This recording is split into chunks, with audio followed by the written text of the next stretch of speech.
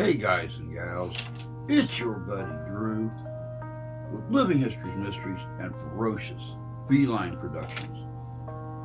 We're just a couple of weeks away from Christmas.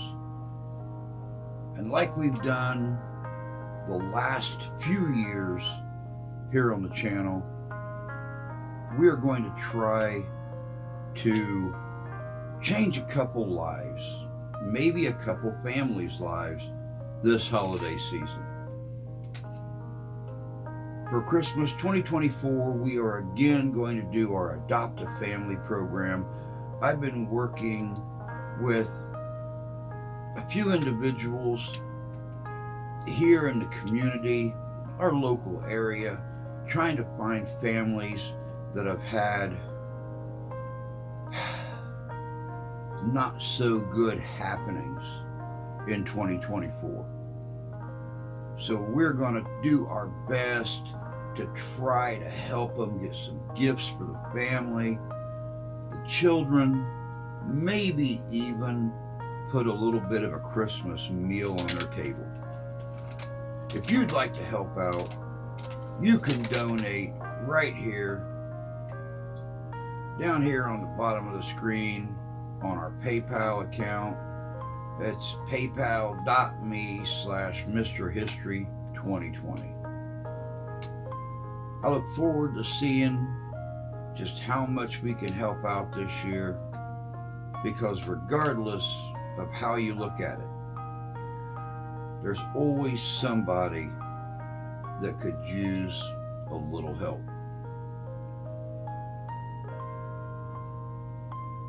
Thank you so much for all your help, for all your love, and for all your support. And let's change a few lives this holiday season. God bless y'all. Take care.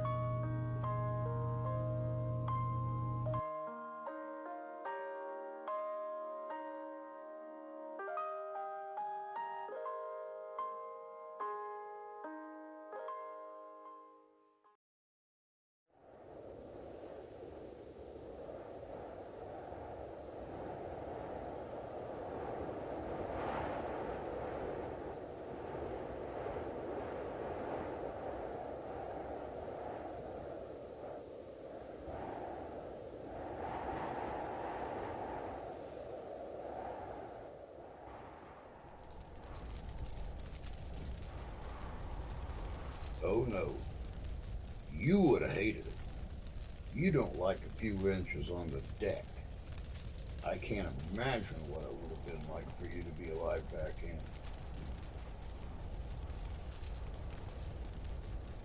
Hey guys and gals, it's your buddies Drew and Ralphie with Living History's Mysteries and Ferocious Feline Productions. With Christmas so quickly approaching, it's absolutely amazing how people flip out when a little bit of snow is in the forecast.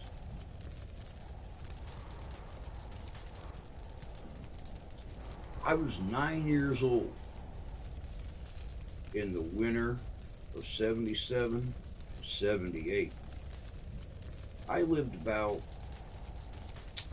40 miles north of Indianapolis, and we literally had a snowdrift that went from the peak of our one-story ranch house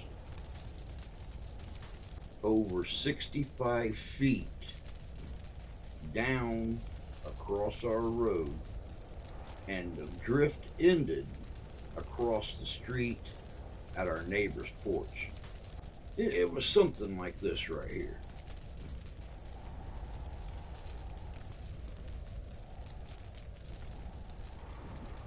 Today, we're going to take a look at the impact from that storm, or those two storms, way down south of Indianapolis, and give you guys a little bit of idea what it was like 75 miles north of there. Check this out. This is good.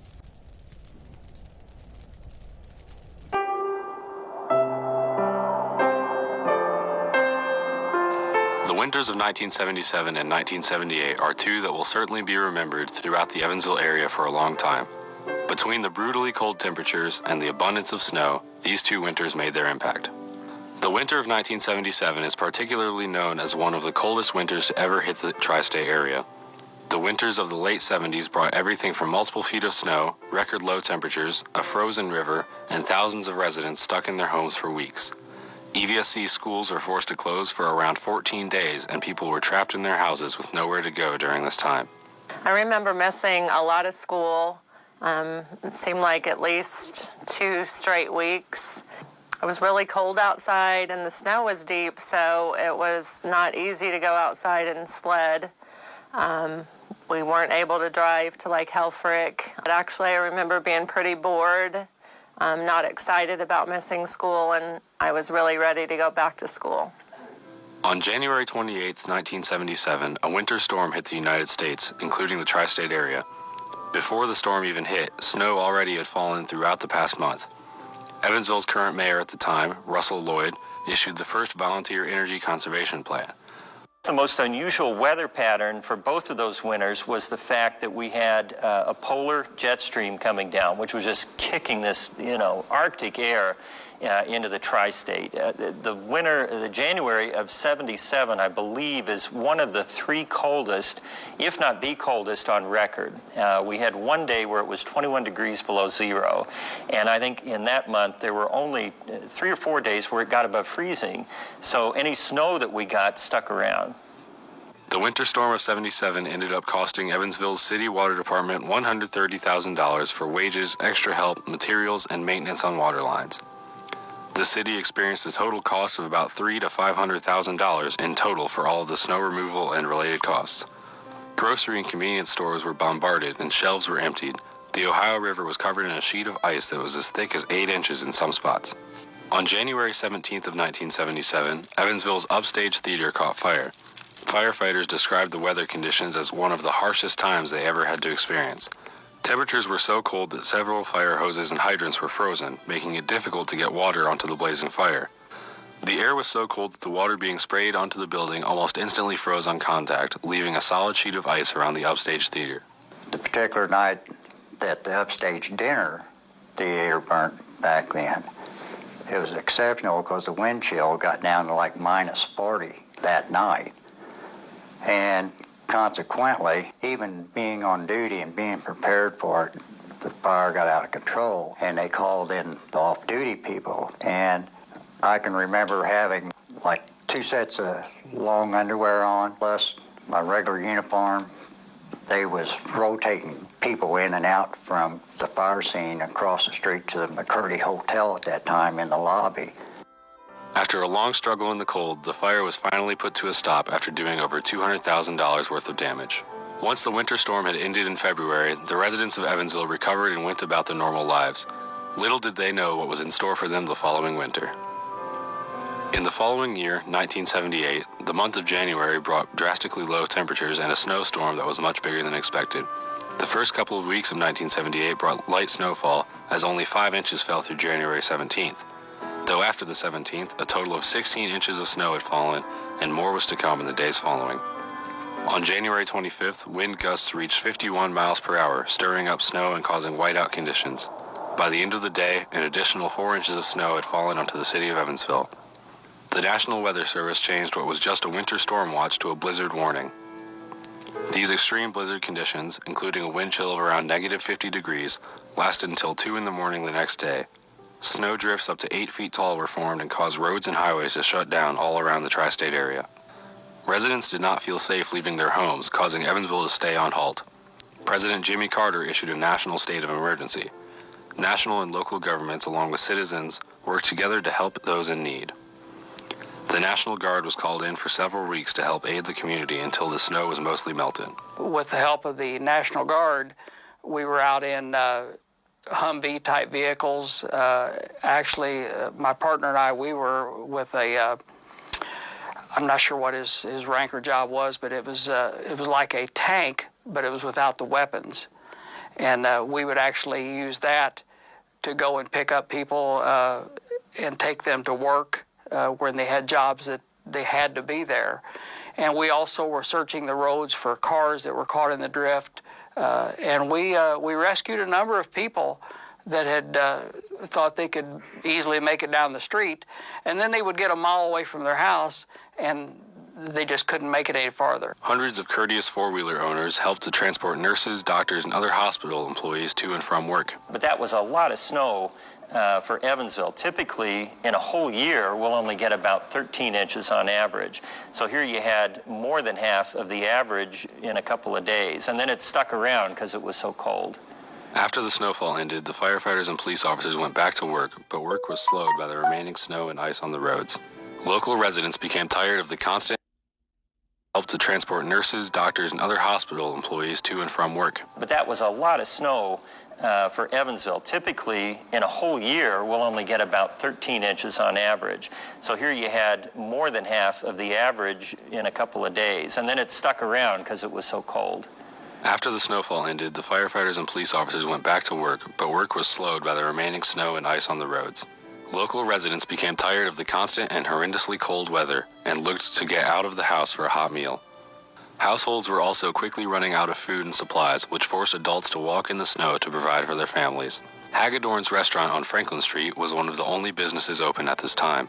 I got there and opened, and my night bartender had left people stay there and sleeping because they couldn't get home, you know. And some people was needing like milk and stuff and that, and I was letting them have my milk and stuff, you know. Of course, they paid me for it, but it's because nothing was going to be open, so things that they needed, if I had, we just sold it to them from our business because we was going to be closed the rest of that day anyhow. Kids of Evansville were out of school for more than 2 weeks, and some rural counties were even closed until February.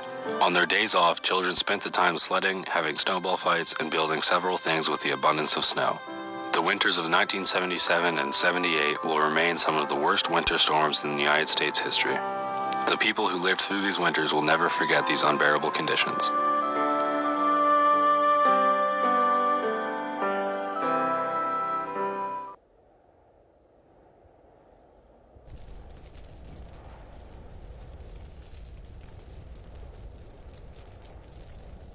Welcome back. You know, it's like I was saying in the beginning. I remember this storm. I was still a young fella, but I remember this storm. I remember my sister and I playing out in the middle of the street, 40 feet from our house,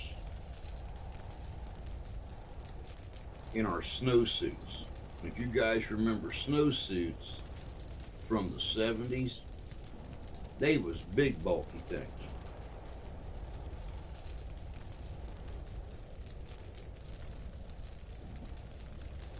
I remember my mom and dad deciding they absolutely positively had to get to the grocery store.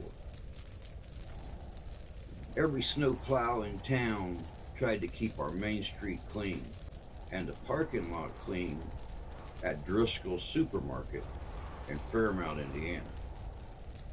My mom and dad made us kids go in the house, and they put on a 9-year-old and a 5-year-old snowsuits, took our sled and all the bungee cords my dad had, and they walked the 6 blocks to the grocery store with snowsuits that ended right below their knees, and scarves and stocking caps and everything else, and come back with a sled, an old Western Flyer wooden and metal sled full of paper grocery bags.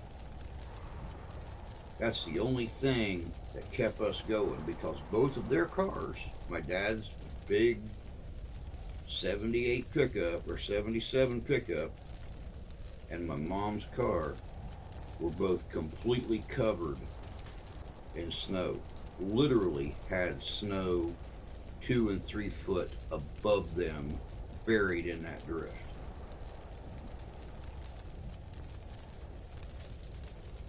I don't know how we done it, but I remember that we done it. Spent a lot of time holed up in that house together. But that is one winter. That is two storms. No matter how old I get, I'll never forget. But that's all we got for you today. I hope you guys enjoyed this look back at the winter storm of 1977 and 1978.